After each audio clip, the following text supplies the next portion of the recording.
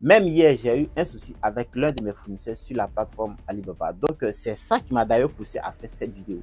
Si toujours on parle de nos succès et qu'on ne parle jamais de nos problèmes, c'est pas vraiment important. Voilà, donc ce que vous devez comprendre de façon simple, c'est que j'ai commandé 70 échantillons et quand d'ailleurs les articles sont arrivés, j'avais commandé des tailles S, il n'a pas mis les tailles S. J'avais commandé autour de 70, il m'a fait venir des articles, il manquait plus de 6. Donc vraiment, moi, ça ne m'a pas plu et vous allez voir mon dernier message que je vais lui envoyer. Salut et bienvenue à tous. Sur cette chaîne, je partage quelques astuces sur tout ce que vous devez faire pour rendre vos publicités rentables et également comment acheter sur la plateforme Alibaba et comment utiliser vos outils électroniques. Donc, cette vidéo sera spécialement dédiée à tous les débutants ou à toutes les personnes qui achètent sur Alibaba. Donc, si cette vidéo vous est arrivée au hasard, sachez très bien que ce n'est pas un hasard. Peut-être que c'est l'algorithme qui vous a parlé avant que vous n'effectuiez votre achat. Voilà, donc ce que vous devez comprendre, c'est que si vous voulez acheter en Chine et revendre chez vous et faire des marges, vous devez vraiment faire très attention. Il y a des erreurs qui sont très basiques que moi je considère comme basiques. Même s'il y a des fournisseurs comme mon fournisseur qui va faire 9 ans, va pas peut-être vous faire des coups bas malgré que vous avez travaillé pendant 2 ans ensemble. Je vous assure, vous n'êtes pas à l'abri des problèmes. Donc cette vidéo, je vais vous montrer 5 ou 6 ou 7 si possible des astuces qu'il faut vraiment appliquer pour ne pas se faire arnaquer sur la plateforme Alibaba ou ne pas avoir un faux produit. L'une des premières méthodes que j'ai toujours recommandé ici, d'abord, c'est de chercher un fournisseur qui a fait plus de 3 ans sur la plateforme. Pourquoi j'ai dit plus de 3 ans? Parce que quand nous sommes en Afrique ou bien quand nous sommes par exemple en Côte d'Ivoire, si vous prenez un fournisseur qui a fait 1 an, qui a fait 1 an et demi, bon, la plateforme va l'envoyer à 2 ans. Peut-être ce fournisseur-là n'a jamais envoyé de colis en Afrique. Donc, vous comprenez très bien, il n'a jamais envoyé de produits en Afrique.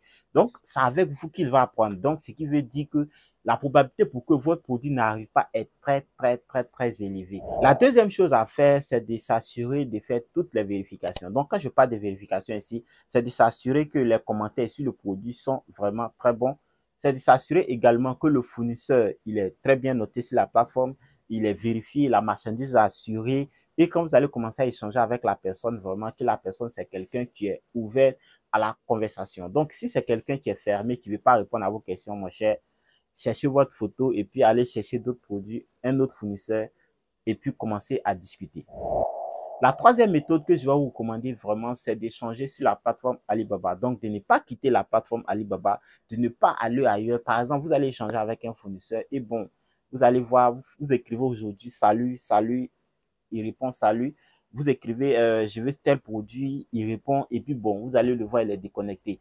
Après 4 heures ou bien après 2 heures d'échange, vous allez voir, il va vous envoyer simplement un message WhatsApp ou bien il va vous envoyer son numéro WhatsApp de lui écrit sur WhatsApp. L'erreur numéro 1 que beaucoup de débutants font, c'est comme ils sont vraiment habitués à échanger sur WhatsApp et peut-être qu'ils comprennent l'anglais ou bien qu'ils veulent développer l'anglais, ils quittent simplement la plateforme Alibaba et ils vont sur WhatsApp. Donc, quand il y a un souci, par exemple, si vous n'avez jamais reçu votre produit, vous ne pouvez pas demander un remboursement. D'ailleurs, pour ceux qui ne savent pas comment demander un remboursement sur la plateforme Alibaba, j'ai déjà fait une vidéo qui est disponible ici, voilà, que je vais vous afficher parce que cette vidéo, je ne ferai pas trop de montage pour que vraiment ça puisse être naturel. Voilà, donc je vais l'afficher ici, les amis. Donc, c'est d'échanger sur la plateforme Alibaba, de ne pas vraiment quitter la plateforme et puis aussi de pouvoir demander tout ce que vous voulez. Et surtout, si vous êtes exigeant ou bien si vous voulez des produits de qualité, d'où va venir le quatrième point, c'est de ne pas prendre des produits très bas.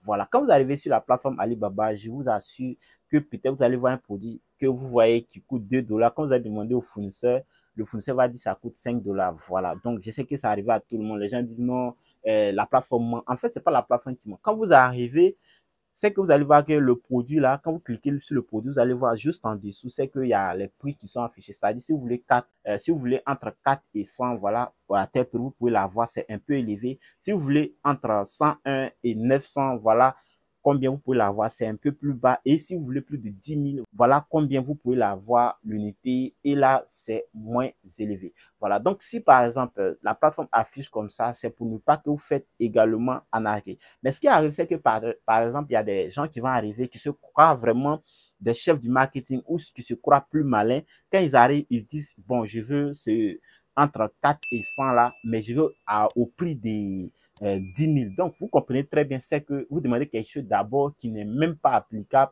Mais bon, souvent, ils trouvent des techniques. Et ce sont ces personnes d'ailleurs qui quittent la plateforme, qui vont aller sur WhatsApp pour ne pas vraiment que Alibaba trace toutes leurs conversations. Et qu'est-ce qu'ils vont faire? C'est que quand le produit va arriver, vous allez voir que le produit n'est pas de qualité. Donc, vous allez vous faire arnaquer facilement comme ça, rapidement. Donc, c'est pas malin de vraiment quitter la plateforme ou c'est pas malin de demander un rabais que vous-même, vous n'allez jamais accepter. Vraiment, vous pouvez négocier un prix raisonnable, mais soyez vraiment, ne demandez pas un rabais aussi élevé. Le cinquième point également que j'aimerais ajouter, c'est de vraiment demander des échantillons. Voilà, si je parle d'échantillons ici, je peux parler des, par exemple, si vous vendez des articles, que ce soit les habits, des chaussures, qu'importe le type d'article, des montres et tout, quand vous voulez faire venir ces articles-là, je vous recommande de prendre des échantillons. Par exemple, pour des montres, vous pouvez prendre autour de 5 ou bien autour de 4. Pourquoi autour de 5? Si vous prenez une seule montre et que la montre au cours de l'acheminement n'a pas été bien emballé ou bien comme bon, le produit était trop petit, ça peut être compressé et tout. Donc, ce qui va arriver, c'est que la montre va arriver, bon, l'état n'est pas bon et vous n'allez pas savoir que c'est un bon produit. Mais si vous prenez 5 ou 6, bon, je crois que le prix sera un peu élevé, hein, mais ça va vous permettre également de tester le marché, c'est-à-dire lancer votre première publicité, de savoir quelles sont les personnes qui le savent, l'âge, le genre et tout et tout. Donc, ça va vous permettre vraiment de savoir ce que vous pouvez faire pour votre prochain achat. Et également, je vous recommande de porter vous-même la montre, de savoir si ça chauffe ou pas, de savoir si la montre est vraiment agréable à porter, de savoir si ça va avec les hommes ou avec les femmes et tout. Voilà, les vieux, les enfants, donc de tester le produit. Demandez aussi les avis à vos amis. En fait, le fait d'apporter des échantillons vous permettra également de ne pas faire des dépenses inutiles. Moi, par exemple, j'ai déjà apporté beaucoup d'articles, que ce soit dans mes débuts ou aujourd'hui. Je continue toujours d'importer des articles. Quand les articles arrivent, on ne peut pas les vendre. Pourquoi? Parce que j'ai vu la qualité là-bas. Quand j'ai pris l'échantillon autour de 7, autour de 8, bon, souvent ça peut aller jusqu'à, en Côte d'Ivoire, autour de 60 000 avec l'achat et l'impôt. Voilà. Quand ça arrive ici, je ne parce que la qualité vraiment n'est pas au rendez-vous. Donc, quand c'est comme ça, on ne peut pas vendre ça même cadeau. Ce que je peux faire simplement, peut-être, c'est de distribuer à des connaissances. Moi, par exemple, j'ai fait venir des polos. Quand les polos sont arrivés, j'ai trouvé que c'était des t-shirts simples. Donc, c'était pas des polos. Et puis, les t-shirts, même à Jamy, on pouvait les avoir au prix de 500. Mais sachez combien je les ai achetés. Je les ai achetés au prix de 3000 francs l'unité. Donc, totalement, j'ai arrêté d'échanger avec le fournisseur. Je lui ai demandé pourquoi la qualité que j'ai retenue n'était pas ça. Il m'a dit simplement que c'est là meilleure qualité. Donc, je me suis dit, bon, peut-être c'est moi qui n'ai pas eu le bon fournisseur ou soit c'est le produit qui est comme ça et j'ai laissé tomber. Donc, si j'avais importé autour de 100, je vous assure, moi, je n'ai pas beaucoup d'argent pour investir dans l'e-commerce. Comment serais-je devenu? Voici les 5 astuces que j'ai voulu partager avec les nouveaux sur la plateforme Alibaba ou même des anciens peut-être qui ne se sont jamais fait gruger. Si vous voulez des astuces, comment acheter sur Alibaba, comment demander un remboursement, comment savoir si le produit est vérifié et tout, je crois qu'il y a beaucoup de vidéos sur la chaîne. De temps en temps ou maintenant, je partagerai plusieurs vidéos sur la création de contenu, sur la méthode de vente, comment rentabiliser ses publicités, comment acheter sur si vous aimez ce type de vidéos, je vous invite à vous abonner, à activer la cloche de notification pour ne pas manquer toutes les prochaines vidéos. N'oubliez pas également de liker la vidéo pour qu'elle puisse être suggérée à beaucoup de personnes. Merci et à bientôt les amis.